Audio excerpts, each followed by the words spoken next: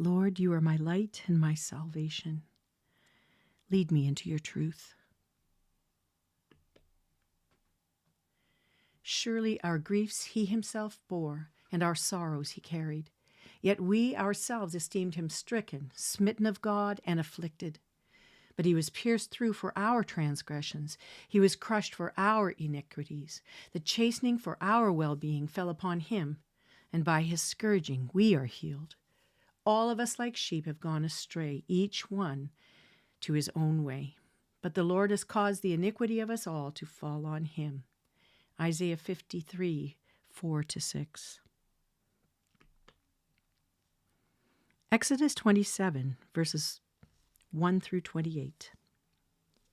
And you shall make the altar of acacia wood, 5 cubits long and 5 cubits wide. The altar shall be square, and its height shall be 3 cubits. You shall make its horns on its 4 corners. Its horns shall be of one piece with it, and you shall overlay it with bronze. You shall make its pails for removing its ashes, and its shovels, and its basins, and its forks, and its fire pans. You shall make all its utensils of bronze. You shall make for it a grating of network of bronze, and on the net you shall make 4 bronze rings at its 4 corners. You shall put it beneath under the ledge of the altar, so that the net will reach halfway up the altar. You shall make poles for the altar, poles of acacia wood, and overlay them with bronze. Its poles shall be inserted into the rings, so that the poles shall be on the 2 sides of the altar when it is carried. You shall make it hollow with planks, as it was shown to you on the mountain, so they shall make it. You shall make the court of the tabernacle. On the south side there shall be hangings for the court of fine twisted linen, and 100 cubits long for one side. And its pillars shall be 20, with their 20 sockets of bronze. The hooks of the pillars and their bands shall be of silver. Likewise, for the north side in length there shall be hangings 100 cubits long, and its 20 pillars with their 20 sockets of bronze. The hooks of the pillars and their bands shall be of silver. For the width of the court on the west side shall be hangings of 50 cubits with their 10 pillars and their 10 sockets. The width of the court on the east side shall be 50 cubits. The hangings for the one side of the gate shall be 15 cubits, with their 3 pillars and their 3 sockets. And for the other side shall be hangings of 15 cubits, with their 3 pillars and their 3 sockets. For the gate of the court there shall be a screen of 20 cubits of blue and purple and scarlet material and fine twisted linen, the work of a weaver, with their 4 pillars and their 4 sockets. All the pillars around the court shall be furnished with silver bands, with their hooks of silver and their sockets of bronze. The length of the court shall be 100 cubits, and the width 50 throughout, and the height 5 cubits of the fine twisted linen, and their sockets of bronze. All the utensils of the tabernacle used in all its service, and all its pegs, and all the pegs of the court, shall be of bronze. You shall charge the sons of Israel that they bring you clear oil of beaten olives for the light, to make a lamp burn continually. In the tent of meeting, outside the veil which is before the testimony, Aaron and his sons shall keep it in order from evening to morning before the Lord. It shall be a perpetual statute throughout their generations for the sons of Israel. Exodus 28. Then bring near to yourself Aaron and your brother and his sons with him from among the sons of Israel, to minister as priests to me. Aaron, Nadab, and Abihu, Eleazar and Ithamar, Aaron's sons. You shall make holy garments for Aaron your brother, for glory and for beauty. You shall speak to all the skillful persons whom I have endowed with the spirit of wisdom, that they make Aaron's garments to consecrate him, that he may minister as priest to me.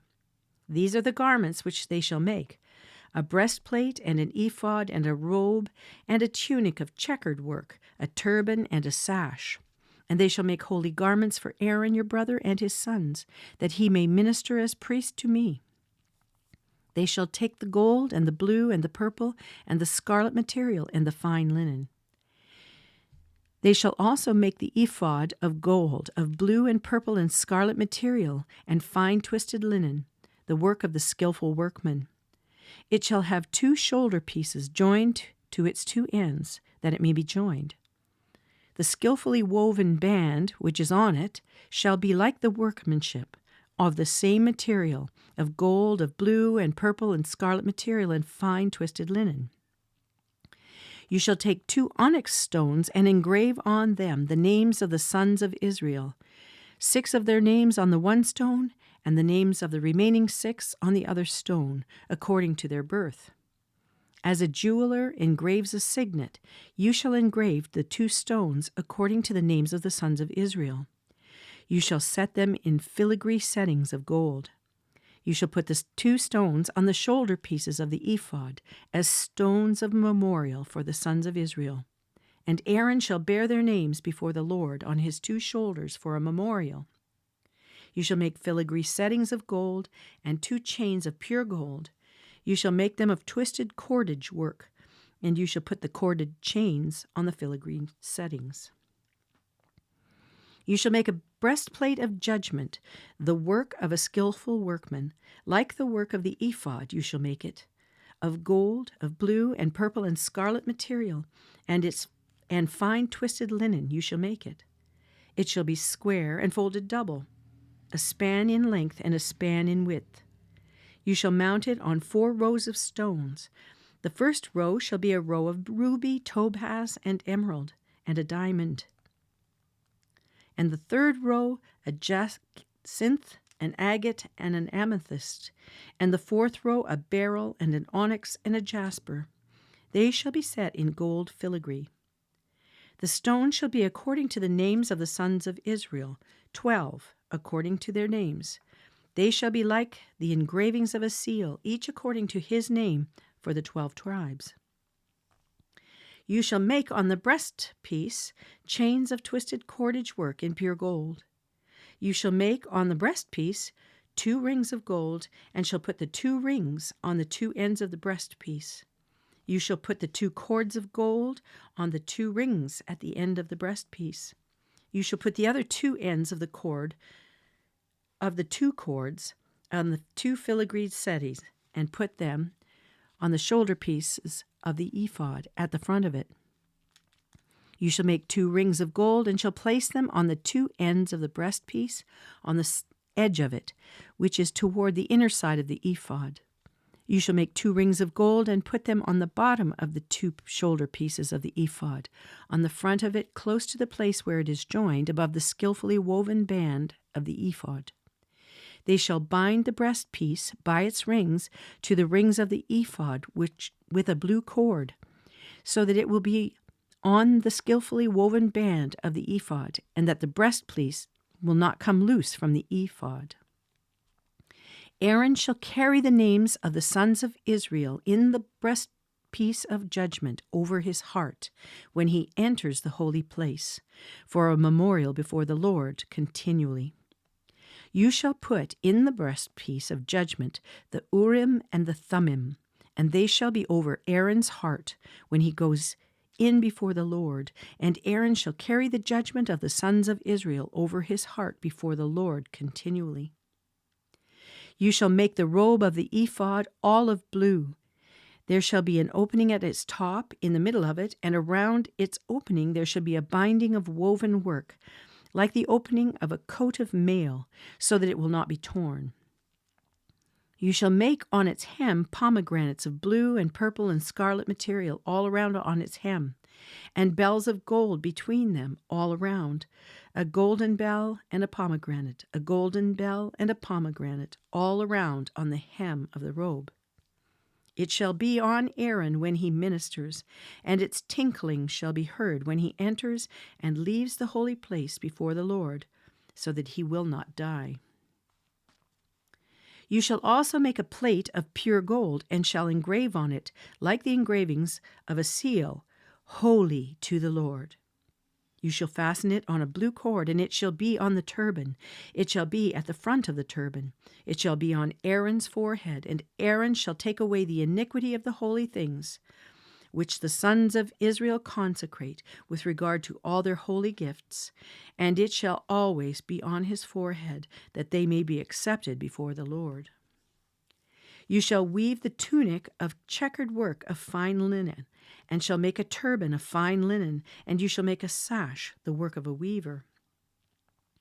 For Aaron's sons you shall make tunics. You shall also make sashes for them, and you shall make caps for them, for glory and for beauty.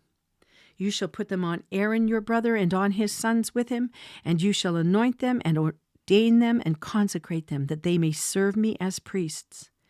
You shall make for them linen breeches to cover their bare flesh. They shall reach from their loins even to the thighs. They shall be on Aaron and on his sons when they enter the tent of meeting, or when they approach the altar to minister in the holy place, so that they do not incur guilt and die. It shall be a statute forever to him, and to his descendants after him. Psalm 20, verses 1 to 5. For the choir director, a psalm of David. May the Lord answer you in the day of trouble. May the name of the God of Jacob set you securely on high. May he send you help from the sanctuary and support you from Zion. May he remember all your meal offerings and find your burnt offering acceptable. Selah. May he grant you your heart's desire and fulfill all your counsel. We will sing for joy over your victory, and in the name of our God we will set up our banners. May the Lord fulfill all your petitions. Proverbs 7, verses 1 to 5. My son, keep my words and treasure my commandments within you. Keep my commandments and live, and my teaching as the apple of your eye. Bind them on your fingers, write them on the tablet of your heart. Say to wisdom, you're my sister, and call understanding your intimate friend, that they may keep you from an adulteress, from the foreigner who flatters with her words. Matthew 24, verses 29 to 51. But immediately after the tribulation of those days, the sun will be darkened, and the moon will not give its light, and the stars will fall from the sky, and the powers of the heavens will be shaken. And then the sign of the Son of Man will appear in the sky, and then all the tribes of the earth will mourn, and they will see the Son of Man coming on the clouds of the sky with power and great glory. And he will send forth his angels with a great trumpet, and they will gather together his elect from the four winds, from one end of the sky to the other. Now learn the parable from the fig tree. When its branch has already become tender and puts forth its leaves, you know that summer is near. So you too, when you see all these things, recognize that he is near, right at the door. Truly I say to you, this generation will not pass away until all these things take place. Heaven and earth will pass away, but my words will not pass away. But of that day and hour no one knows, not even the angels of heaven, nor the Son, but the Father alone. For the coming of the Son of Man will be just like the days of Noah. For as in those days before the flood they were eating and drinking, marrying and giving in marriage, until the day that Noah entered the ark. And they did not understand until the flood came and took them all away. So will the coming of the Son of Man be. For then there will be 2 men in the field, one will be taken, one will be left. 2 women will be grinding at the mill, one will be taken and one will be left. Therefore be on the alert, for you do not know which day your Lord is coming. But be sure of this, that if the head of the house had known at what time of the night the thief was coming, he would have been on the alert and would not have allowed his house to be broken into. For this reason you also must be ready, for the Son of Man is coming at an hour when you do not think he will. Who then is the faithful and sensible slave whom his master put in charge of his household to give them their food at the proper time? Blessed is that slave whom his master finds so doing when he comes. Truly I say to you that he will put him in charge of all his possessions. But if that evil slave says in his heart, 'My master is not coming for a long time,' and begins to beat his fellow slaves and eat and drink with drunkards, the master of that slave will come on a day when he does not expect him, and at an hour which he does not know, and will cut him in pieces and assign him a place with the hypocrites.